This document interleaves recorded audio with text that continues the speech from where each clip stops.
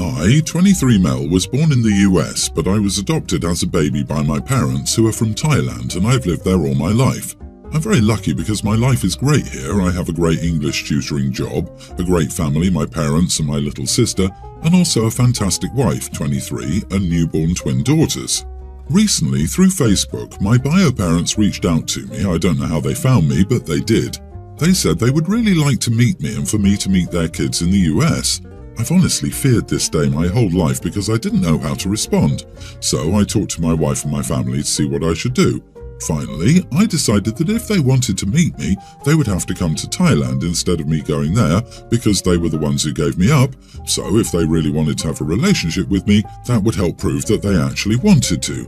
I won't lie, it would be expensive to get here. Their flights are about $1,500 each, so $3,000 if my bio parents just come, or $7,500 if my bio siblings also come. So they said they couldn't afford it and it would be cheaper for me to come to them, which is true, but I want them to make an effort. Then I get a message from what I guess is my bio aunt cussing at me about how I should just fly to the US to meet my real family so I could be where I belong. I asked her what she meant by that, and she went on about it's where my real family is and how America would be a better place to be than Thailand because it's a third world country, which made me pretty mad. So I told her that if she thought the US was a better place, why didn't she adopt me instead and some other things. Then my bio parents got angry and started messaging me about that, so I just stopped talking to them for now. However, my aunt wasn't wrong about Thailand technically being a third world country, but I've been to the US once a year and a half ago with my little sister and wife. I think Thailand is a better country for me even though I'm not originally from here. It's the place I want to be, especially now that I have kids because it's a lot cheaper here. For example, I make $1,250,000 baht, which is only $36,000 a year, which isn't a lot in the US, but here our house, 4-bedroom, 4-bath with a nice pool, only costs 5.6 million baht, $162,000. The biggest thing is healthcare since we have kids, and healthcare here is either free or extremely cheap compared to the US, so I have no reason to live where I belong. I think I'm in the right for wanting my bio parents and family to come here instead of me going there, even though it costs more for them, but I don't know.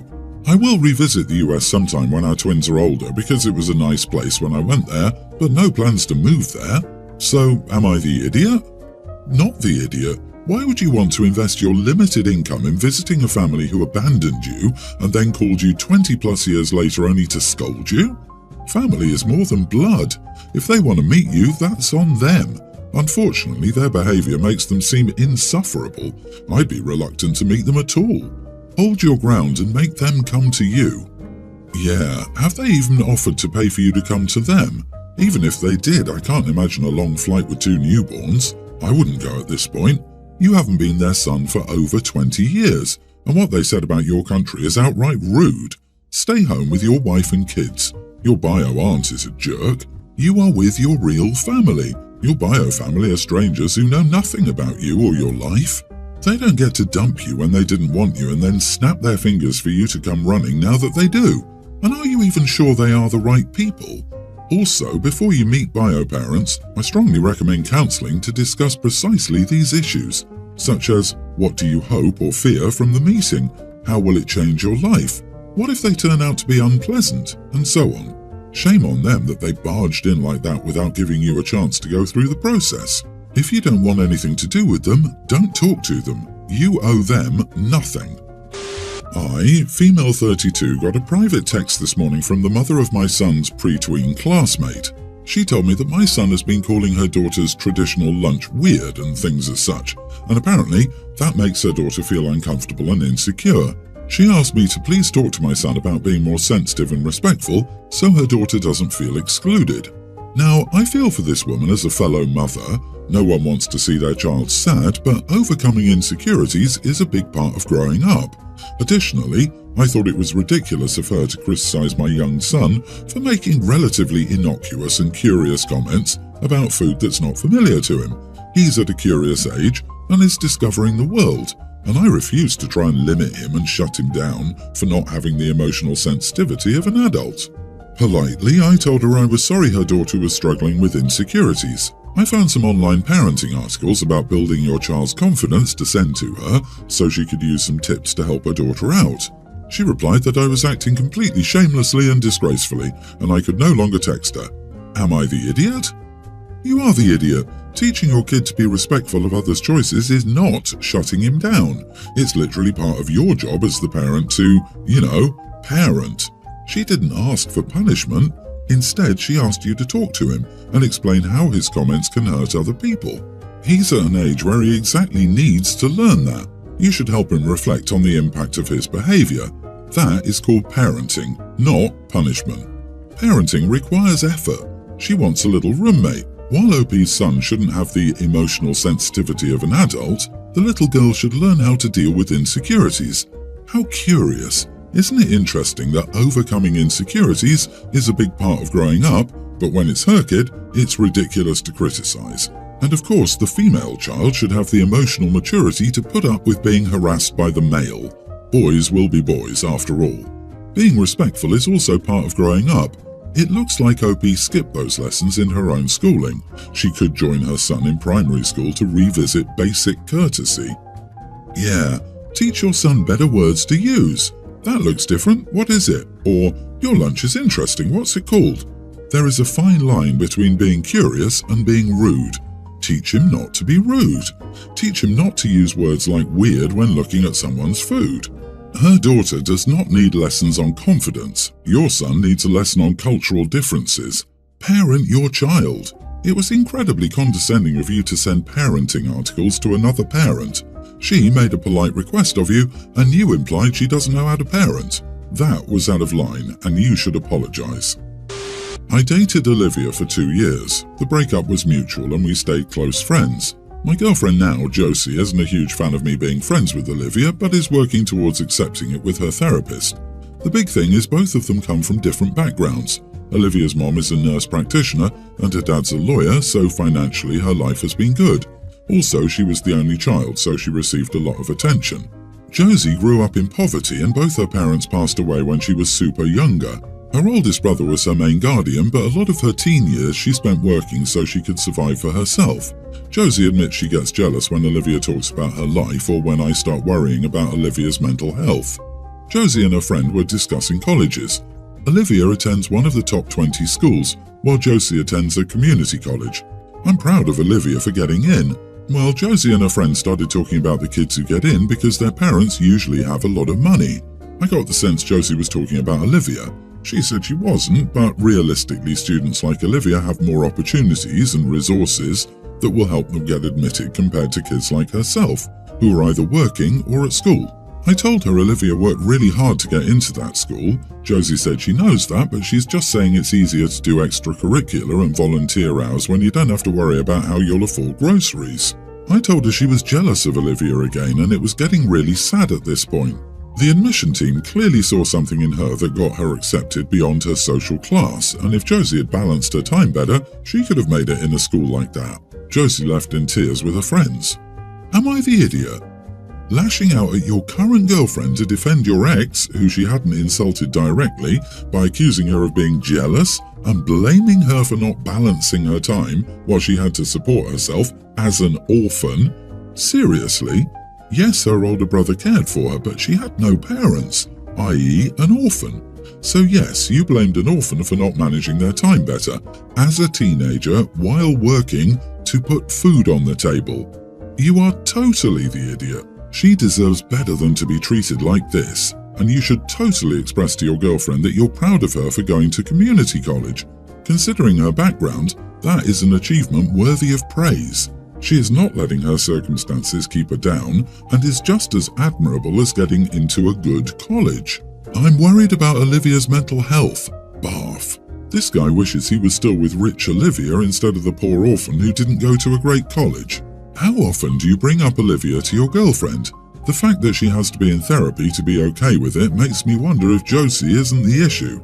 You're the idiot here for 1,000 different reasons. First, I'm far more impressed with an orphan who gets through community college than a lawyer's daughter who gets through an Ivy League school. Who defends their ex when their current girlfriend talks about how wealthy colleges reward privilege? Someone who still wishes they were with their ex. Yesterday, I, 20 female, was driving to school and I ran out of gas in the middle of the road.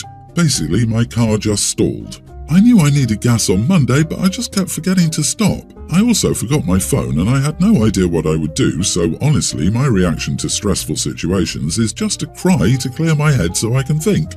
I guess I didn't realise that because I was in the middle lane, I caused a pretty big backup, which made me more stressed, and I was crying because I didn't know how to get out of the predicament. These really nice guys in a construction truck pulled up next to me and asked if I needed help. I said yes. Not only did they push my car out, but they also gave me a ride to the gas station and even paid for my gas and the little tank thingy, and then gave me a ride back and then even followed me to the gas station to make sure I made it safely. They were literally the nicest group of guys I'd ever met. They refused to take any money or let me buy them lunch or anything. When I told my brother about what happened, he said I had a long line of making stupid decisions. I can't be this big of an idiot to get in a car with strange men. I said this is his natural negativity when I'm positive. He said if our dad found out about this he was going to be angry and I was ignorant for putting myself at risk and an idiot. Am I the idiot? You are the idiot. You ran out of gas because you forgot to fill up. You forgot your phone. You didn't try to get help despite the extremely dangerous situation of blocking traffic. Then you blindly got in a car with strangers. Girl, you have the executive function and decision-making skills of someone who absolutely should not be driving a 1-ton automobile around other people. I don't know how people can forget to fill up a gas tank to the point they run out in the middle of a road. And not to forget those many people who didn't make it to an important appointment or meeting in time, or those in a medical emergency trying to get to the hospital or an ambulance trying to reach someone. People like her are just completely living in a bubble of self-importance. You were an idiot for allowing yourself to endanger and inconvenience an entire 3-lane highway because you were too forgetful and foolish to get gas a week ago. And you didn't deal with it at all. You couldn't have. You didn't even have a phone. You just sat there being useless and crying until a saint in a truck dealt with literally all of it. I realize you are only 20, but you must get a grip and grow up fast. You're a danger to yourself and others. You should be ashamed. Yeah, no gas, no phone, crying in the middle lane until a big strong man saved you. You acted like a grotesque stereotype of the helpless little woman. I'm sorry, my dear, but you must get it together. I'm 21 female and I have a roommate, Tasha, 20 female. Tasha has a lot of mental health issues and has trouble leaving our apartment for appointments, so she makes online therapy appointments. Unfortunately, we live in a one-room studio, so because of doctor-patient confidentiality, I have to leave the apartment whenever she's having her appointments. The main problem is Tasha won't tell me about these appointments until 10 or so minutes before they start. I'll just be doing something random and then she'll turn to me and go, "Oh, by the way, I have therapy in 10 minutes. I'll have to get all my stuff and go somewhere on that short notice.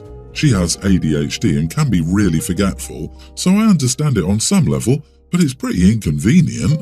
The appointments aren't on a consistent or set schedule, so I can't predict when they're going to happen and plan either. This has happened 5+ times. The last time this happened, about 2 weeks ago, I sat Tasha down and explained that she needs to give me at least 24 hours notice before her appointment so I can plan.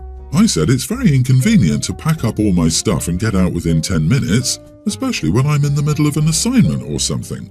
I warned her that if it happened again, I wouldn't be leaving and she'd have to find somewhere else to have her appointment. She apologized and said she'd set alarms so she remembered, and I thought that was the end of it. But lo and behold, it happened again this morning. Tasha told me that she had therapy in 10 minutes and she forgot to set the alarms. Per our talk 2 weeks ago, I told her that I wouldn't be leaving the room.